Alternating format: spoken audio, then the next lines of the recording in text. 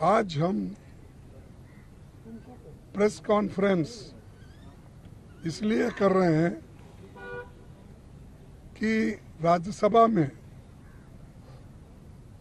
सरकार हमको बोलने नहीं दे रही। रूल 267 के तहत हम लगातार 11 दिन से ये मणिपुर का विषय उठा रहे हैं और मणिपुर ये सब्जेक्ट या किसी छोटी मोटी घटना नहीं है। ये तो देश का बहुत बड़ा एक घटना है और खास करके हम ये चाहते थे कि प्रधानमंत्री जी सदन में आए, अपने विचार रखे, क्योंकि सिर्फ होम मिनिस्टर का सवाल नहीं है और जो चीज़ें प्रधानमंत्री के अधीन होते हैं, जो सूचनाएं उनको मिलती है, वो सारी सूचना होम मिनिस्टर को नहीं मिल सकता, उसमें लिमिटेशन है। लेकिन यहाँ पर सदन में प्रधानमंत्री आकर बात करने के लिए तैयार नहीं है। वो इलेक्शन प्रचार में है, राजस्थान जा रहे हैं, मध्य प्रदेश जा रहे हैं, छत्तीसगढ़ जा रहे हैं और आज पूना में है। और ऐसी कौन सी बड़ी वहाँ पर इवेंट है कि पार्लियामेंट छोड़कर वहाँ पर जाते हैं और अपोजिशन पार्टी के खिलाफ भी बात करते हैं। कहीं भी जाने दो, अपोजिशन पार्टी को टोकते हैं। और जो व्यक्ति, जो प्रधानमंत्री सदन में रहकर जवाब देने के बजाय ये बाहर जवाब देते हैं, बाहर हमको टीका टिप्पणी करते हैं। अरे भाई, आप सदन में आओ, अपनी बात रखो, हम भी उसको उत्तर देंगे, हम जवाब देंगे। Will answer to all your questions. Many houses destroyed, सब कुछ वहाँ पर हुआ है। ये होते हुए भी वहाँ पर ये मोदी जी आकर बात करना नहीं चाहते और हमको बार बार ये कहते हैं, सरकार के ओर से भी शायद मैं आज चेयरमैन साहब से हम विनती किए, भाई 267 और 176 में बहुत फर्क है, अंतर है।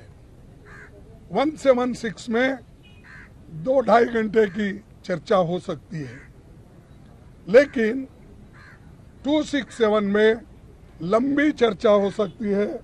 हर एक पार्टी के लोग बात कर सकते हैं और 2.5 घंटे अगर पार्लियामेंट में आप समय तय किए तो एक एक पार्टी, जो मेजर पार्टी है उसको 15 मिनट मिलेगा, बाकी के लोगों को 10 मिनट मिलेगा और जो छोटी पार्टियां 1-1 या 2 मिनट मिलेंगे।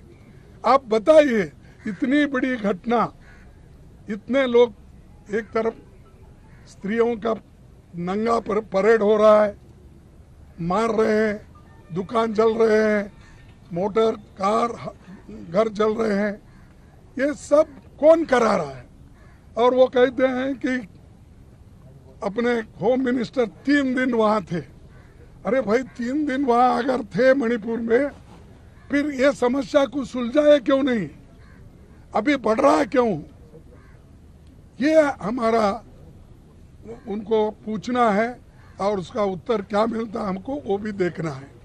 तो इसलिए दोस्तों, हमेशा मीडिया में ये कंफ्यूजन कर रहे हैं कि वो तो चर्चा के लिए तैयार है लेकिन अपोजिशन पार्टी तैयार नहीं है। अरे अपोजिशन पार्टी तो तैयार है, इसलिए 11 दिन से हम सतत कोशिश कर रहे हैं। पहली बार 65 लोग एमपीज 267 पे नोटिस दिए। इससे बढ़ के क्या होना है? इतिहास में इतना बड़े संख्या में जो नोटिस दिए हैं, मैं समझता हूँ ये पहली बार है।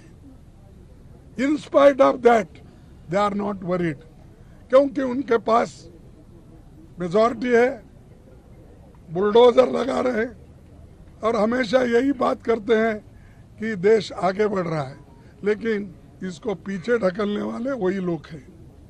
तो इसीलिए आज हम जो चीज़ें वहाँ पर रखना चाहते थे तो चंद चीज़ें रख नहीं पाए, और वो हमेशा ये कहते 267 कभी भी चर्चा में नहीं आया सदन में।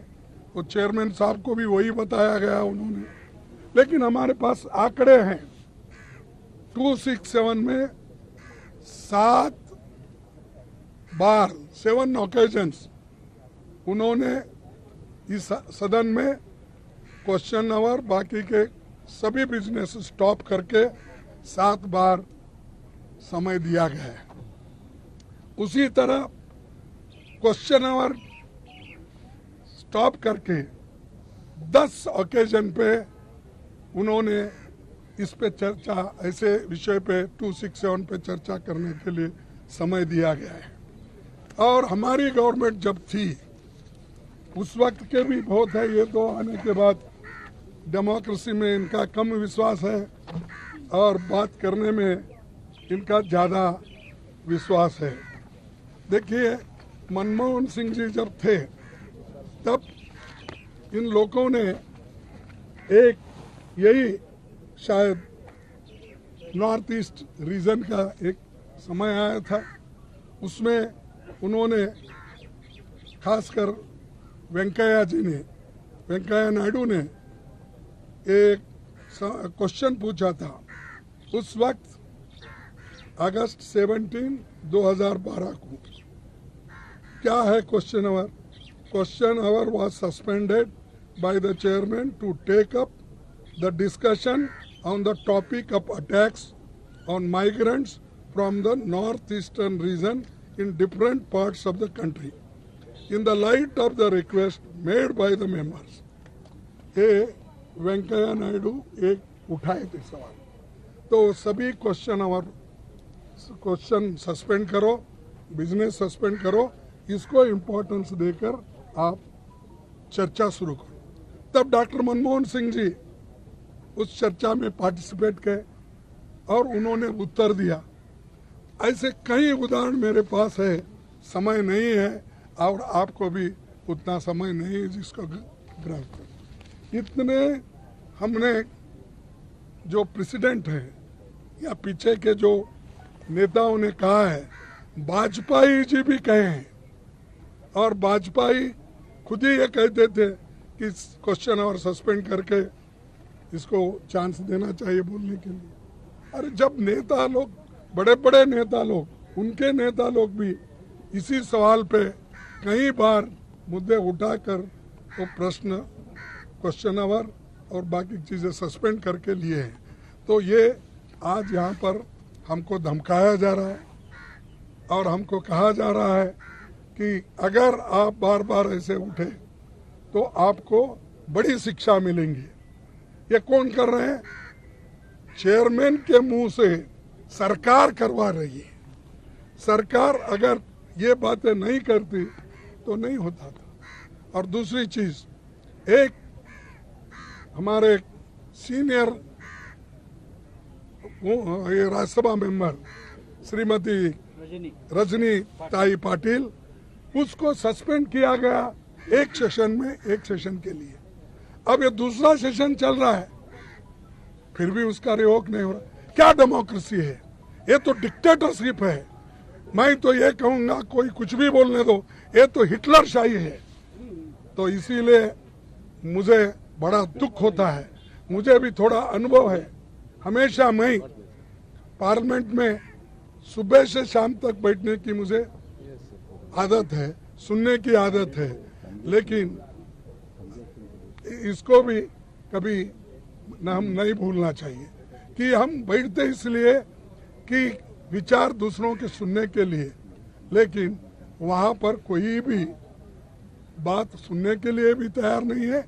और जब हम बात करने के लिए उठते हैं, वो अपोजिशन पार्टी की बात को वो अपोज करते हैं। और रूलिंग पार्टी वाले उठ के चिल्लाते हैं, नो और मेरा माइक बंद करते हैं। बोलने के लिए इजाजत तो एक बार कहते हैं, 10 सेकंड में मेरा माइक बंद होता, कैसा होता? उससे हमसे क्या नुकसान है? मैं तो समझूंगा ये मेरा अपोजिशन पार्टी लीडर को वो एक अलग नजर से देखते हैं। ये तो अपमान है मेरा, और अपोजिशन पार्टी के नेता को आप अपमान एक तरफ करते हो, दूसरी तरफ आप सदन में बैठ के बोलते हो कि राज्यसभा के नेता और अपोजिशन पार्टी के नेता ये सभी मेरे को बराबर है। और ये भी कहते हो प्रधानमंत्री और पूर्व प्रधानमंत्री ये सभी लोग मेरे लिए उनको हमने प्राथमिकता देते हैं। तो कहाँ प्राथमिकता है? सही क्वेश्चन पूछे तो भी वो लोग देते नहीं। अब हाल ही में रूल्स के मुताबिक ही संजय सिंह ने सवाल उठाया था, तो वो सिर्फ वेल के अंदर आकर वो पूछ रहे थे, उनको भी सस्पेंड किया गया है। तो ऐसी चीजें आज सरकार कर रही है और इसका मुकाबला हम करते रहेंगे। इंडिया पार्टी डरने वाली नहीं है, डर के भाग जाने के लिए इंडिया पार्टी नहीं बनी।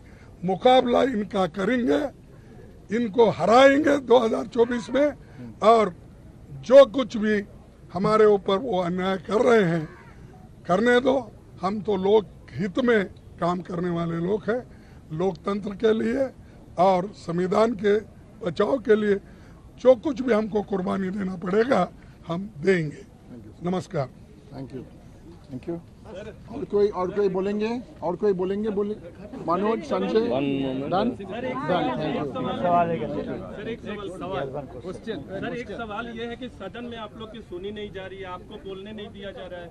आपकी एक टीम, इंडिया की एक टीम मणिपुर का दौरा करके लौट चुकी है, तो राष्ट्रपति से समय मांगा, कुछ अभी तक मिला है वहाँ से? अभी वहाँ नहीं आया, जब समय मिलेगा उसी उद्देश्य से पूछे, क्योंकि 21 लोग डेलीगेशन के रूप में वहाँ गए हैं, हमारे हर पार्टी के नेता, हमारे इंडिया पार्टी के नेता। तो वो हम जाके उनको अवगत कराएंगे, सारी चीजें बताएंगे, लेकिन समय मिलने के बाद ही वो हो सकता है। Thank you.